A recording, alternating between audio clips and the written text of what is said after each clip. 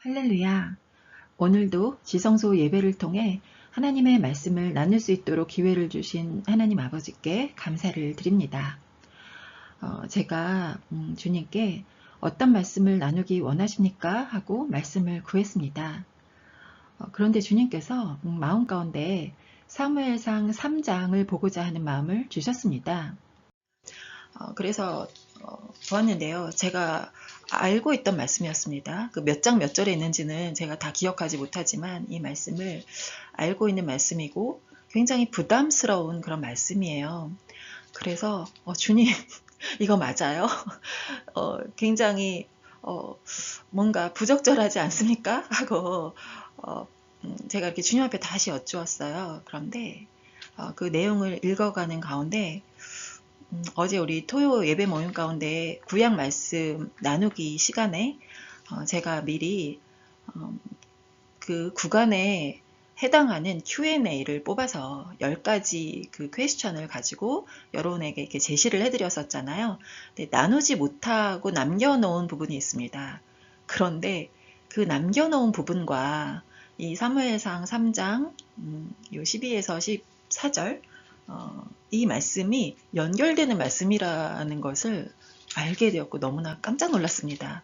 그래서 이 두 가지를 출애굽기 4장과 사무엘상 그 3장의 말씀을 연결해서 오늘 말씀을 좀 나눠보려고 합니다.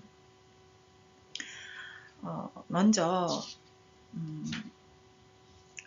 지금 오늘 본문으로 읽으신 이 출애굽기 4장 이 말씀은요. 모세가 하나님으로부터 미션을 받고 그 여정을 아시죠? 우리 해당 말씀 읽었기 때문에 40년 동안 바로의 궁에서 살다가 또 40년 동안 미디안 광야에서 양떼를 돌보면서 하나님께서 그에게 들어갔던 이 세상의 물, 애굽의 물을 다 빼시는 시간을 이제 가지시고 80년이 지난 후 하나님께서 떨기나무에서 모세를 부르셨고 여러 가지 하나님과의 어떤 설전 요구가죠. 자기는 할 수 없다라는 그런 5번에 걸쳐서 자기는 할 수 없다라고 계속 항변을 합니다. 그런데 하나님께서 하나님이 함께 하시기 때문에 너는 할 수 있다라고 그렇게 말씀하시고 결국은 그것을 받아들이고 순종해서 이제 가게 되는 그런 장면이에요. 그래서 하나님의 미션을 받고 가족들을 이끌고 애굽으로 다시 출발합니다. 왜 애굽으로 가나요? 자기 백성을 이끌고 출애굽시키기 위해서 애굽으로 먼저 가는 것이죠. 그런데 이 과정에서 이해할 수 없는 사건이 발생하는 것입니다. 바로 하나님께서 모세를 죽이려고 하신다는 거죠. 저희가 다시 한번 읽어볼 텐데요. 출애굽기 4장 20절 그리고 24절 25절 이렇게 읽으십니다. 출애굽기 4장 20절 시작. 모세가 그의 아내와 아들들을 나귀에 태우고 애굽으로 돌아가는데 모세가 하나님의 지팡이를 손에 잡았더라. 24절 5절 시작. 모세가 길을 가다가 숙소에 있을 때에 여호와께서 그를 만나사 그를 죽이려 하신지라. 십보라가 돌칼을 가져다가 그의 아들의 포피를 베어 그의 발에 갖다 대며 이르되 당신은 참으로 내게 피남편이로다 하니. 네, 그렇죠. 지금 아내와 아들들 두 아들을 낳았습니다.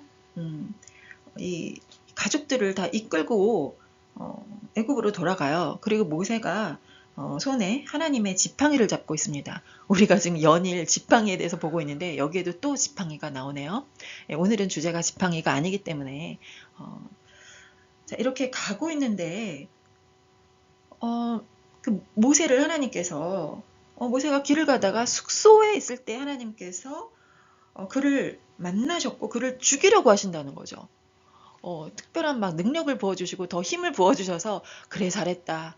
네가 드디어 나의 명령을 받들어 떠나는구나 하면서 막 온 가족을 축복해야 되잖아요. 근데 죽이려고 하는데 거기 보니까 이 25절 보니까 그 십보라는 모세의 아내죠. 돌칼 여기 지금 심상치 않은 그 단어들이 나옵니다. 하나님의 지팡이, 돌칼. 이 돌이라는 것은 성경에서 나오는 돌은 예수 그리스도를 상징하고 있어요. 자, 이 돌칼을 가져다가 아들의 포피를 벤대요. 하나님께서 남편 모세를 죽이려고 하는데 십보라가 그의 아들의 포피를 벤다는 것이죠. 그러니까 문제가 어디에 있다는 것이죠? 아들에게 있다는 거예요. 아들의 포피에 문제가 있다는 것이죠. 이것을 아직도 베지 않고 있는 상태예요. 이 상태에서 하나님의 미션을, 명령을 수행할 수 없다는 것입니다. 예. 이렇게 모세를 죽이려고 하신 그 이유가 아들에게 있었다. 자, 여기까지 본 다음에 오늘 주님께서 저에게 오늘 아침에 예배 전에 저에게 주신 그 사무엘상 그 3장의 말씀, 여기서도요, 엘리 제사장, 엘리를 죽이겠다고 하십니다. 그런데 그 이유가 아들 때문이라는 거예요. 여기도 두 아들이 있거든요. 이 아들들 때문에 아버지 엘리 제사장을 죽이겠다라고 하시는 거예요. 자, 한번 거기 해당 말씀 보시겠습니다. 사무엘상 3장 12절 13절. 예, 사무엘상 3장 12절 13절 시작. 내가 엘리의 집에 대하여 말한 것을 처음부터 끝까지 그 날에 그에게 다 이르리라. 내가 그의 집을 영원토록 심판하겠다고 그에게 말한 것은 그가 아는 죄악 때문이니 이는 그가 자기의 아들들이 저주를 자청하되 금하지 아니하였음이니라. 아멘. 네. 이 엘리의 아들들, 엘리가 대제사장이기 때문에 그 아들들은 제사장입니다. 제사장 직분은 이렇게 대를 이어서 그 가문, 레위 자손의 가문에서 이렇게 대를 이어서 수행하는 것이기 때문에 두 아들들도 제사장인 것이죠. 그런데 이 아들들이 그 저주를 자청했다고 해요. 그런데 아버지 엘리가 그것을 알면서도 금하지 않았다는 것이죠. 그러니까 아들이 저주를 받는다는 것은 죽을 자리로 가고 있는데 이것을 말리지 않고 있다는 것이에요. 그러면 엘리 제사장의 두 아들이 도대체 왜 무슨 일을 했길래 좀 아까 모세 아들은 포피를 베지 않았다. 그것이 문제였다면 엘리 제사장의 두 아들들이 무슨 죄를 지었는지를 한번 보시겠습니다. 사무엘상 2장 12에서 17절입니다. 사무엘상 2장 12에서 17절 다 같이 시작. 엘리의 아들들은 행실이 나빠 여호와를 알지 못하더라. 그 제사장들이 백성에게 행하는 관습은 이러하니 곧 어떤 사람이 제사를 드리고 그 고기를 삶을 때에 제사장의 사환이 손에 세 살 갈고리를 가지고 와서 그것으로 냄비에나 솥에나 큰 솥에나 가마에 찔러 넣고 갈고리에 걸려 나오는 것은 제사장이 자기 것으로 가지되 실로에서 그곳에 온 모든 이스라엘 사람에게 이같이 할 뿐 아니라 기름을 태우기 전에도 제사장의 사환이 와서 제사 드리는 사람에게 이르기를 제사장에게 구워 드릴 고기를 내라. 그가 내게 삶은 고기를 원하지 아니하고 날 것을 원하신다 하다가 그 사람이 이르기를 반드시 먼저 기름을 태운 후에 내 마음에 원하는 대로 가지라 하면 그가 말하기를 아니라 지금 내게 내라. 그렇지 아니하면 내가 억지로 빼앗으리라 하였으니 이 소년들의 죄가 여호와 앞에 심히 크면 그들이 여호와의 제사를 멸시함이었더라. 아멘. 율법에 따르면 5대 제사의 제사법이 다 달랐죠. 제사장들은 당연히 율법에 따라 제사가 끝난 후에 남은 부분을 먹을 수 있었습니다. 기름을 태워 제사를 지내고 남은 고기는 생고기가 아니라 불에 굽거나 삶아서 먹어야 했고요.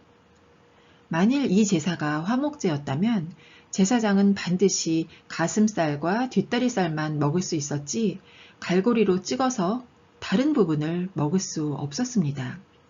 만일 이렇게 갈고리로 찍어서 걸리는 대로 다른 부분까지 먹으려 했다는 것은 완전히 제사 규정을 어긴 것이었습니다. 이것은 자기 몫이 아닌 것을 탐내는 탐심의 죄이고요. 백성들이 하나님께 제물로 바친 것, 그러니까 하나님의 것을 자기 것으로 취하는 도둑질을 한 것입니다. 이것은 명백히 10계명의 8계명을 어긴 것입니다. 게다가 대제사장의 아들이자 제사장이라는 지위를 이용해서 성전 봉사자들 위에 폭력적으로 군림하는 모습을 우리가 볼 수 있었습니다. 그들이 이렇게 하나님의 말씀과 명령과 규율을 너무나도 쉽게 어기는 모습을 그 많은 성전 봉사자들에게 거침없이 보인 것입니다. 17절에서는 이것을 여호와의 제사를 멸시했기 때문이다 라고 하셨고요. 여호와 앞에 심히 큰 죄라고 하셨습니다. 이것이 죽을 죄 맞습니까? 죽을 죄입니다. 지금 우리 각자가 엘리고 각자 우리가 엘리의 아들들이라고 생각을 해야 돼요. 여기 두 아들들이라고 하니까 우리 부모의 이 두 아드님을 타겟으로 하는 설교가 아니에요. 그런 말씀 나눔이 아닙니다. 우리 자신의 각자의 저를 포함해서 우리 각자의 그 영적 상태를 돌아봐야 되는 것이에요. 내가 하나님의 예배를 대하는 태도가 어떤가? 하나님의 예배를 우리가 멸시하고 있지 않은가? 하나님의 이 예배의 절차가 있는 것이잖아요. 먼저 기름을 태워야 해요. 신약의 시대에 예수님을 믿는 우리가 나의 기름을 다 태운다는 것이 무엇인가요? 기름은 내 생명, 내 목숨을 상징하는 것이거든요. 내가 산재물이 되어 내 생각, 내 자아, 내 인격을 예수님 발 아래 다 드린다는 것이죠. 예배를 통해 회개하고 정결케 되고 마음과 뜻과 목숨을 다해 하나님을 경배하고 영과 진리이신 말씀에 내 무릎을 쳐서 복종시키고 순종하는 것입니다.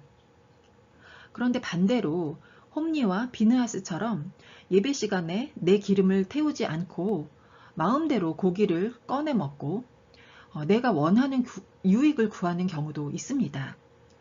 그런 경우가 어떤 것일까요? 예배를 그렇게 드리면서도 자신의 내면과 인격은 하나도 바뀌지 않고 찬양과 말씀을 통해서 자신의 감동과 만족을 추구하거나 또 신비한 영적 현상을 쫓거나 내가 예배 드렸으니 이제 만사 형통의 복을 달라고 구하는 것입니다. 그리고 또 말씀을 읽을 때에도요. 말씀을 물 삼아서 회개하고 믿음에 합한 그 옳은 행실로 하나님께 영광을 올려드리는 데 집중하기보다 나를 강화시키고 나를 잘되게 하고 나에게 복을 주는 그 번영을 추구하는 말씀만 골라서 이렇게 취사 선택해서 말씀을 편식하는 그런 신앙생활이 여기에 해당될 것입니다. 자, 그렇다면 지금도 얘기했지만 그 모세, 이 아들들의 죄로 인해서 모세와 엘리를 죽이려고 하시는 것이죠.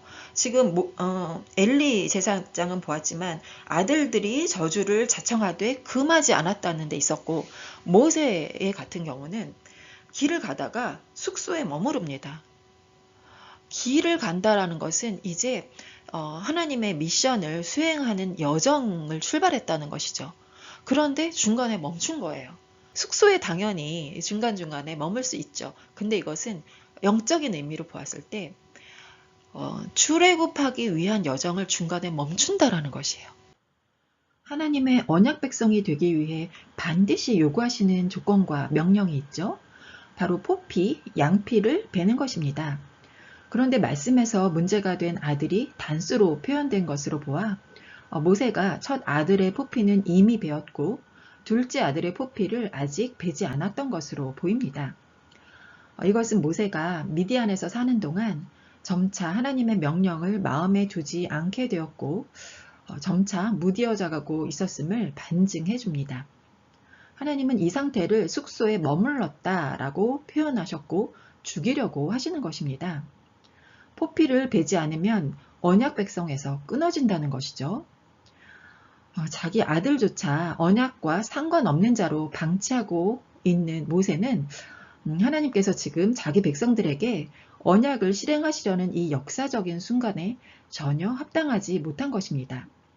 그리고 또 우리가 구원의 여정을 가고 있죠. 주님을 영접하고 거듭나서 혼의 구원, 혼의 구원을 통해서 이 몸의 거룩한 행실로 예수 그리스도가 나를 통해서 나타나게 하시는 거기까지 우리는 중간에 쉬지 않아야 돼요. 숙소에 머물러서 잠에 빠지면 안 됩니다. 예. 자, 그런데 이렇게 이 부모의 책임이 지금 여기에 있고요. 다시 사무엘상으로 돌아와서 하나님께서는 이렇게 하나님의 제사에 대해서 하나님의 제사를 멸시했던 이 아들들, 이 아버지 엘리만 죽이겠다고 하는 것이 아니라 그 일을 행했던 이 당사자들도 결국 저주를 받아서 죽음에 이르게 됩니다. 아버지가 자기 아들들을 멈추게 하지 않았기 때문에. 무엇이 잘못된지 알면서도 말하지 않았기 때문에 이 아들들이 실질적으로 죽음에 처하게 되거든요. 사무엘서 4장 3절.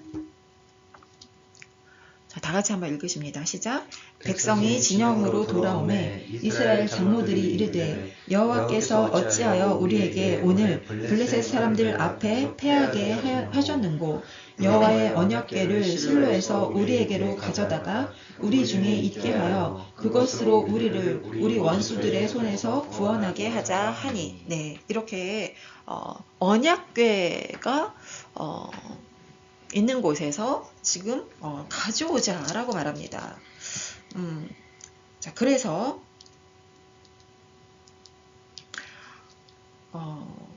여기 4절도 한번 읽어보실게요. 4절 시작. 이에 백성이 실로에 사람을 보내어 그룹 사이에 계신 만군의 여호와의 언약궤를 거기서 가져왔고 엘리의 두 아들 홈니와 비느하스는 하나님의 언약궤와 함께 거기에 있었더라. 예, 아멘. 그러니까 이 상황이 지금 우리가 이 구절로 봤을 때 그룹 사이에 계신 만군의 여호와의 언약궤를 가져다가 자기네들 사이에 둔다는 것이죠. 제가 더 말씀을 좀 확인해 봐야 되는데 지금 이 구절만 지금 가져와서 봤을 때 지성소에 있는 언약궤를 가지고 온 것이에요. 자기네들의 그 전쟁에서 살아남기 위해서 하나님의 언약궤를 무엇인가 전쟁을 이기게 해주는 어떠한 도구? 그렇게 본 것이에요. 이 언약궤는 어디에 있어야 되죠? 지성소 안에 두 그룹 사이에서 경배받는 그 자리에 있어야 되는 것이에요. 그런데 거기서 가지고 온 것이에요. 자기네들의 유익을 위해서. 그리고 거기에 엘리의 두 아들들이 있다라는 것이에요.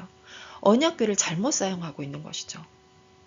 하나님을 경배하기 위해서 사용하는 것이 아니라 자기네들을 구원해 달라고 하는 어떤 도구로 사용하고 있는 것이고 거기에 두 제사장의 아들들을 거기에 세워놓은 것이에요. 자, 이런 상태에서 블레셋이 이 소식을 듣습니다. 아니, 언약궤를 지금 저들이 가져갔다고? 그러면 안 되는데? 그러면 저들이 분명히 전쟁에서 다시 이기게 될 거야. 우리 블레셋이 지게 될 거야. 이런 이제 그 언약궤를 신성시하는 물론 그렇죠. 언약궤가 머무는 곳에 하나님의 영광이 머무시고 하나님의 그 전쟁에 능하신 하나님의 손길로 하나님이 그 전쟁에 관여하시죠. 그게 근데 언약궤가 있거나 없거나가 아니라 하나님이 결정하시는 것이잖아요. 그 전쟁의 승패는. 그런데 이들은 하나님보다 언약궤를 더 중요시 여기는 상황이에요. 자, 그래서 지금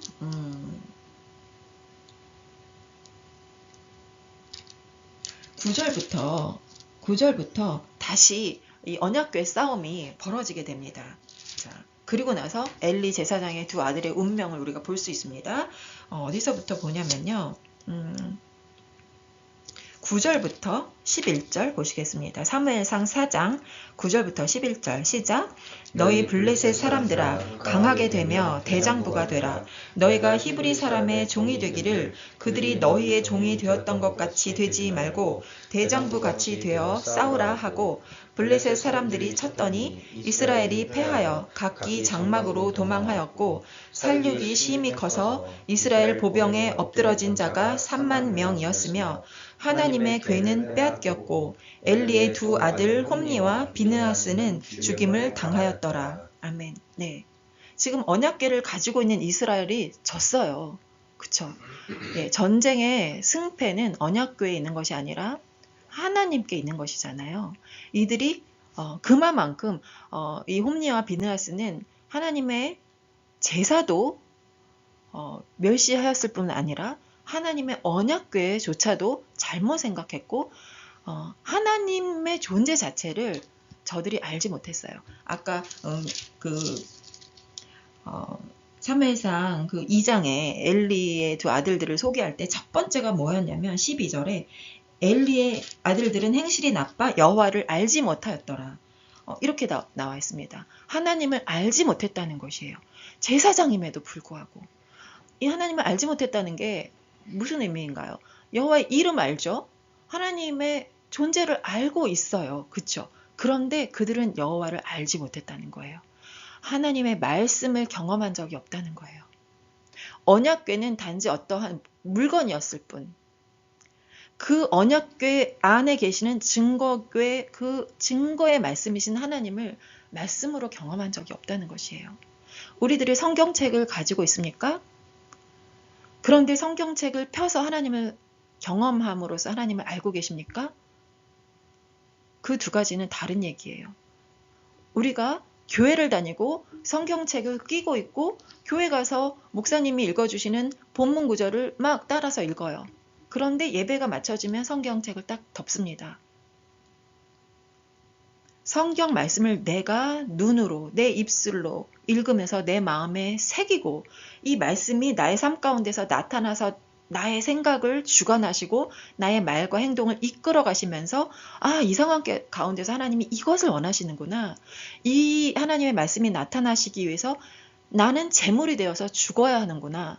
나의 생각, 나의 뜻은 삶아지고 태워지고 기름이 되어서 완전히 태워져야 되는데 그러지 못하고 나의 생명이 살아서 하나님의 말씀은 죽이고 내 마음대로 걸러서 이렇게 찍어서 나오는 내 생각을 가지고 하나님의 제사를 멸시하고 있지 않은가.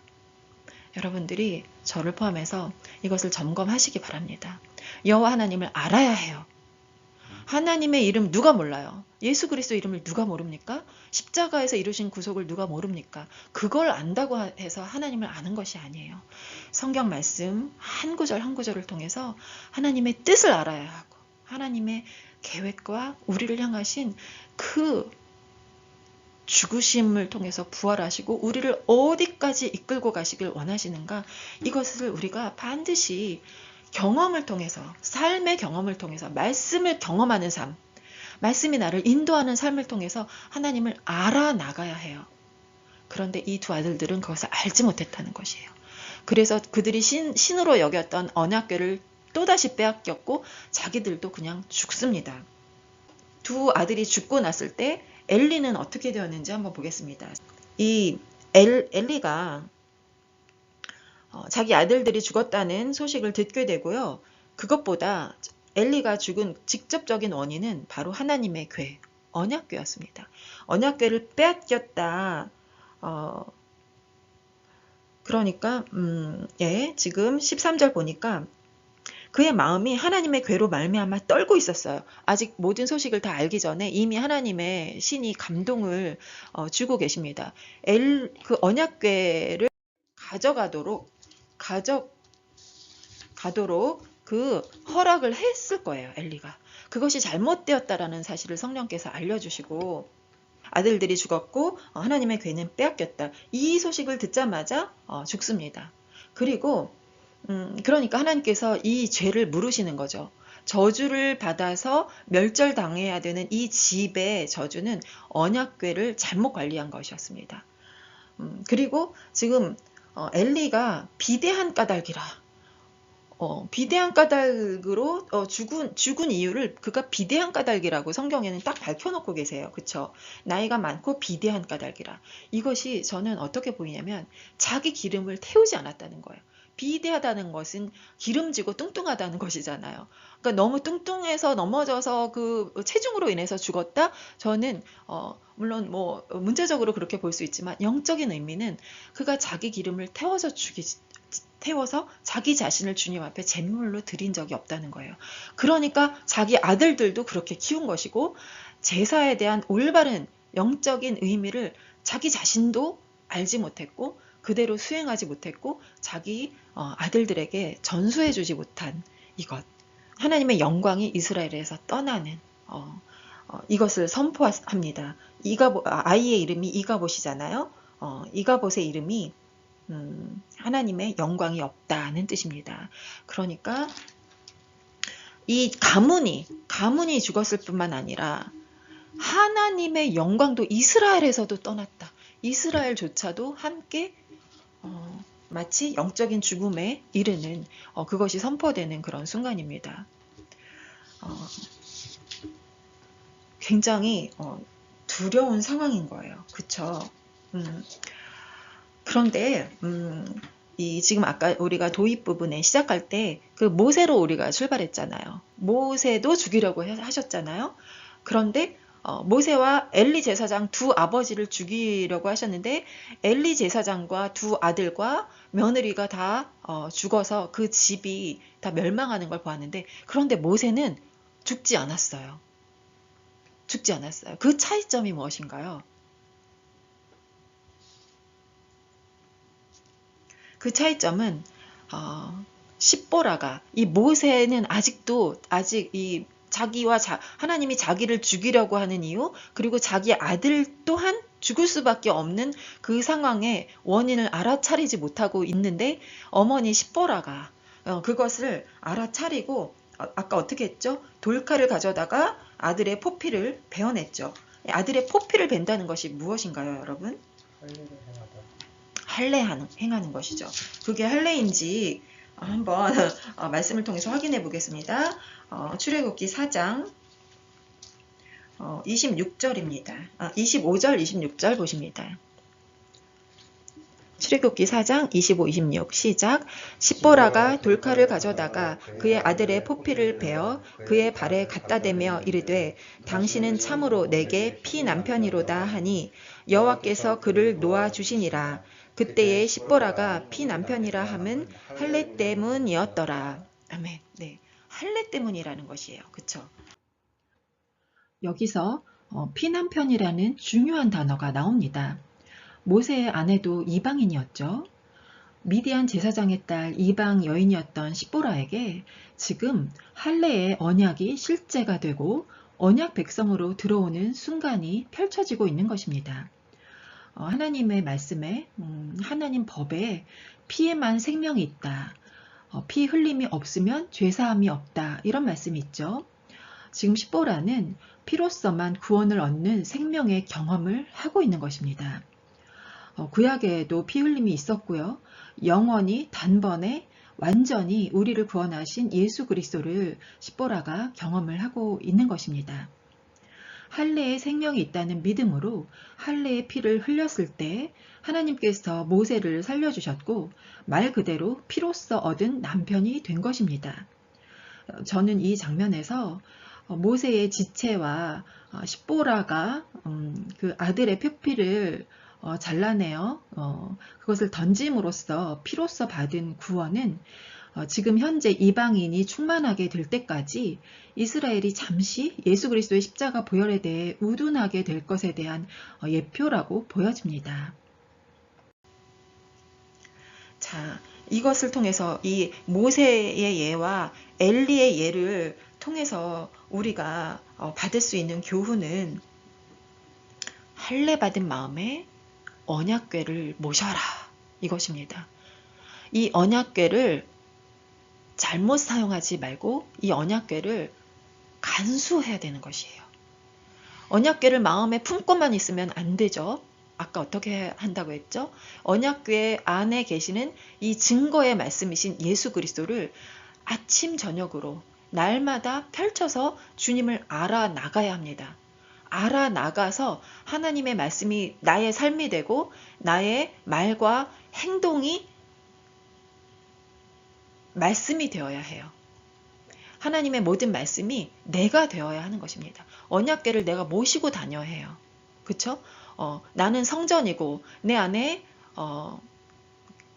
이 언약궤로 계시는 예수님, 그러니까 언약궤를 내가 모시고 다니는 움직이는 성전인 것이에요, 우리가. 그렇죠.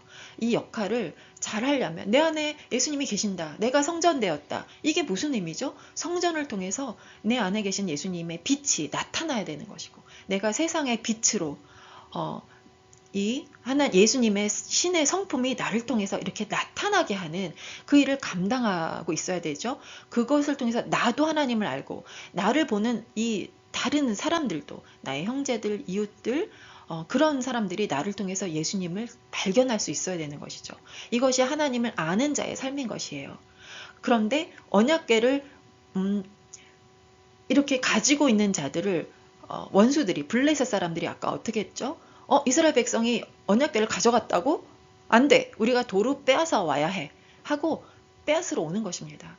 우리가 이 언약궤를 가지고만 있잖아요. 하나님을 알지 못하고 있잖아요. 원수들이 이것을 가만두지 않아요. 우리 안에 있는 언약궤를 빼앗으러 옵니다.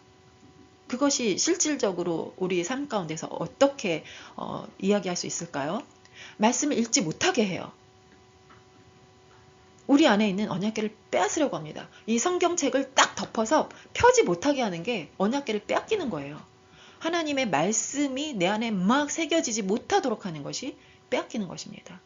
그리고 내 안에 있는 그 말씀을 또 내 맘대로 아까 제사의 장면에서 막 기름을 태우지도 않고 막 건져서 가져가잖아요. 내 생명 다 드리지 않고 내 마음에 할례를 행하지 않고 그냥 내가 보기 좋은 대로 해석하고 잘못 해석하고 하나님의 뜻을 구하지 않고 내 마음대로 하나님의 말씀도요.